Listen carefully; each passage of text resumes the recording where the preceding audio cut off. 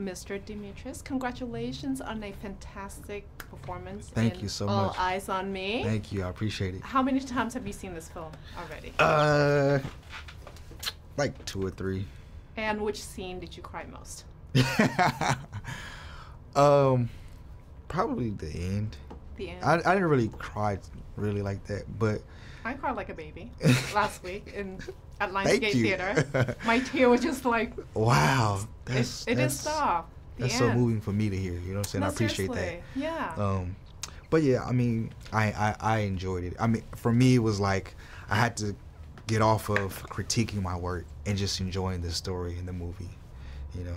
And so now I became more like a fan of like the camera angles and the lighting and the stuff like that. Because this is your first acting gig, right? Can you talk about how much preparation and research you have to do for the role of Tupac Shakur? As much as you can possibly do. And because so it took you 5 years, right? Yeah, well, not necessarily just to, you know, prepare, but it was because of other reasons why, you know, it took so long.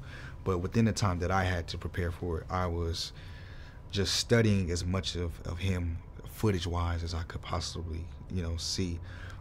There's a lot of it on YouTube. Excuse me. There's a lot of it on YouTube. So just day in and day out, I'm just watching Tupac all day, every day. And then when I got to my my acting coach, she put it on us to try to tap into his world as best as possible, understanding his upbringing, you know, within the Black Panther Party, how he loves Shakespeare, the School of Arts, ballet, dancing, stuff like that. Very creative. Reading the books that he read. Right. Reading the books that he read, I read those. And so just trying to tap into and get into his world from start, you know, to finish. When you say you tap into his world from start to finish, what did you discover, or some of the things that you discovered about Tupac that you have so much respect for this man?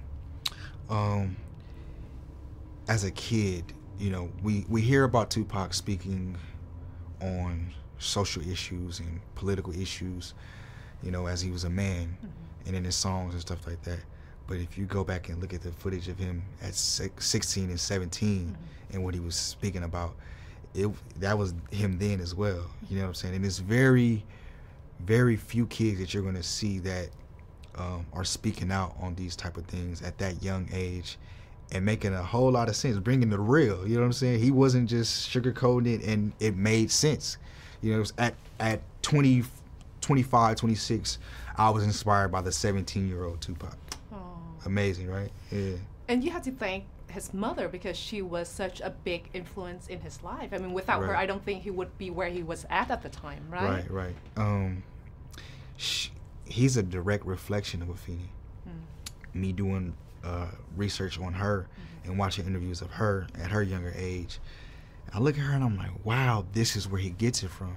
And she was not hard on him, but she made Tupac read. That was his, you know, instead of picking up a basketball or stuff like that, you know, it was, I got you a book for Christmas and stuff like that, or, you know, a journal to write in, and, you know, stuff like, you know, so that's how he became. It was his home training.